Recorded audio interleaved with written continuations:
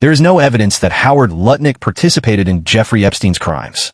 But the files reveal something else: proximity.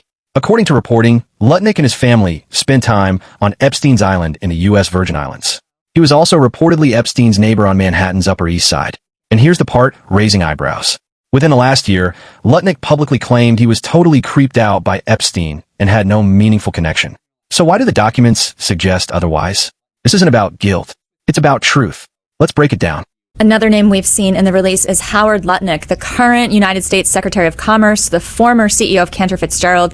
I checked his real-time net worth, according to Forbes, is $3.3 billion as of about 45 minutes ago. But what is important to know about Howard Lutnick and his appearance in the Epstein files, John? Well, there's no evidence that, Lutnick participated in any of Epstein's criminal activities. I think the extraordinary thing about Lutnick is that just within the last year or so, he gave an interview in which he fastidiously denied any sort of connection to Epstein and that he was totally creeped out by Epstein, that, he would never go and hang out with Epstein. And what the recent files release shows is that actually he did have a relationship with Epstein, and he and his wife and his children even spent time on Epstein's Island in the U.S. Virgin Islands, which, is a sort of startling thing to learn about somebody who just months earlier was saying that they were completely creeped out by Epstein and had no affiliation with Epstein. I mean, the other curious thing about the Commerce Secretary is that he was actually neighbors with Epstein in the Upper East Side in New York. And so, the two men, live next door. Not that means anything significant, but, the two were in each other's orbit, two, Wall Street guys who ran in similar circles. And so, of course, the two knew each other. And I think, what Howard Lutnick's, big sin here seems to have been was just fabricating an untruth about his relationship with Epstein, because the files have exposed that. And now he's having to account for that. And the public is taking him to task for it, and rightly so. Continuing on billionaires who have been found in these files, Richard Branson, current net worth $2.8 billion, according to Forbes' real-time net worth tracker. How enmeshed in Epstein's world was Richard Branson? It's not clear that they were super close, but it does seem that the two did have a friendship and a relationship. Branson sort of infamously said in an email to Epstein after the two had seen each other that he would love to see Epstein again as long as you bring your harem. Branson also asked Epstein for his public relations thoughts on Bill Gates, actually, and the sort of whether Gates could have a public association with Epstein after Epstein had already pleaded guilty for charges of soliciting prostitution and procuring a minor.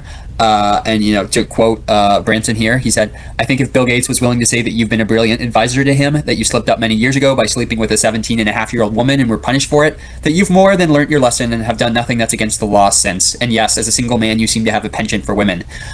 So it's clear that, Branson and Epstein had a relationship, and that Branson was aware, at least, of Epstein's sexual proclivities, at least in terms of him, seeking out lots and lots of women. But again, Richard Branson has not been accused of any wrongdoing in connection with Epstein, and he has, denied any wrongdoing. First, let's be clear. There is no evidence presented that Jeffrey Epstein's criminal activity involved Howard Lutnick. That matters. But public trust isn't just about criminal charges. It's about credibility. The files show Lutnick spent time on Epstein's Island, lived next door to Epstein in Manhattan, moved in similar elite Wall Street circles. That alone doesn't prove wrongdoing, but it does contradict the public image Lutnick recently presented, that he was creeped out and distant. And in politics, contradictions are fuel. Now, widen the lens. Another billionaire name appearing in files, Richard Branson. Emails show Branson maintaining communication with Epstein even after Epstein had pleaded guilty to soliciting prostitution involving a minor.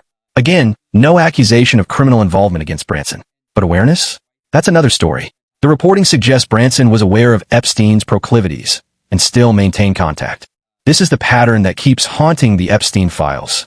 Elite proximity, Wall Street, tech politics, billionaires, people who weren't charged but were in the orbit. And here's the real tension. When powerful figures deny connections that documents later confirm, public skepticism explodes, especially when those figures now hold public office. Howard Lutnick isn't just a billionaire anymore. He's a cabinet official. And when someone serving in government appears to have downplayed a past relationship with one of the most infamous criminals in modern history, voters are going to ask questions. Not about guilt, about transparency.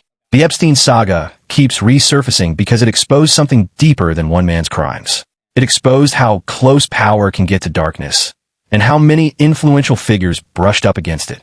Some cooperated with investigations. Some distanced themselves. Some denied proximity. But documents don't forget. And when contradictions surface, they don't just damage reputations. They erode trust. The question now isn't whether Lutnick committed a crime. The question is, why say you had no meaningful connection if records suggest otherwise?